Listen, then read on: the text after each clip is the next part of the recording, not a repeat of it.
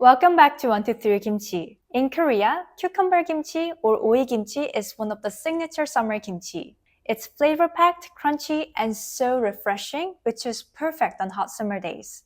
And for me, I just cannot imagine summer without it. But it can turn mushy if you're not careful. The process itself is extremely simple, but a few key techniques will help keep the cucumber crisp just like it should be. And today I'll show you exactly how to do that. One of the biggest secrets of success is picking the right cucumbers. In Korea, we use Korean cucumbers. They're thin, crunchy, and have small seeds. If you're outside of Korea, use small pickling cucumbers, snack cucumbers, or young regular cucumbers that are crisp and slim with underdeveloped seeds. Today, I'm using extremely fresh, young regular cucumbers that I picked up from the market this morning, and they work beautifully. Here are 3 tips to avoid mushy cucumber kimchi. Tip 1. Always use the freshest cucumbers. These fresh cucumbers are firm. Also make sure to check the stem end. If it's dried out or soft, skip it. Tip 2. Wash the cucumbers and pour freshly boiled water over them. Then chuck them in cold running water. This helps kill off any enzymes or bacteria that might cause softening later. Tip 3. Trim off the flower end as well as the stem end. Flower end can break down faster, making the whole batch mushy. Once they're cleaned and trimmed, we'll cut them into bite-sized half-moon shapes. If they're large and have developed quite a lot of seeds, quarter them lengthwise and then scrape out the seeds. Then combine salt with water and stir to dissolve. Pour it over the cucumbers and let it brine for around 30 minutes.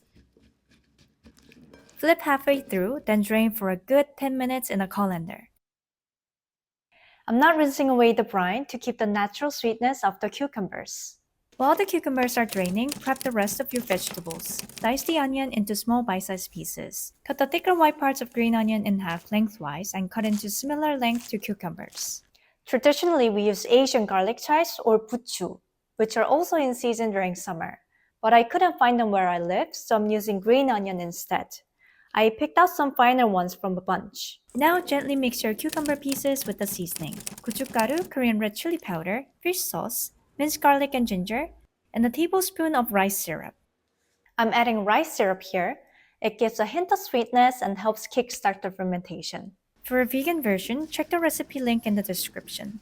Toss them together gently to coat them evenly with the seasoning. Once well coated, add onion and chives and toss everything together gently to preserve the freshness of the green onion. Pack it into a container, making sure to push lightly and put a fermentation weight on top. It's okay if all the cucumbers are not submerged. Overnight, cucumbers will release extra water and everything will be submerged. This cucumber kimchi ferments faster than regular cabbage kimchi. To kickstart the fermentation, leave it at room temperature for only 12 to 24 hours depending on how warm it is. Look for tiny bubbles in the liquid and a smell that's slightly tangy. That's your sign it's ready to go into the fridge. Let it continue to ferment in the fridge for 3 to 5 days and you can start enjoying it. I find it tastes the best around 7 to 10 days after making it. And although it keeps for longer, try to finish it within a month for the best texture and flavor. Now this batch has been fermenting for about a week, so let's give it a taste. As you can see, I've already eaten most of it, and that's always a good sign. The cucumbers, still super crunchy with a nice tang and so much flavor packed in. Don't skip the juice, it's got all the fizzy goodness and so refreshing.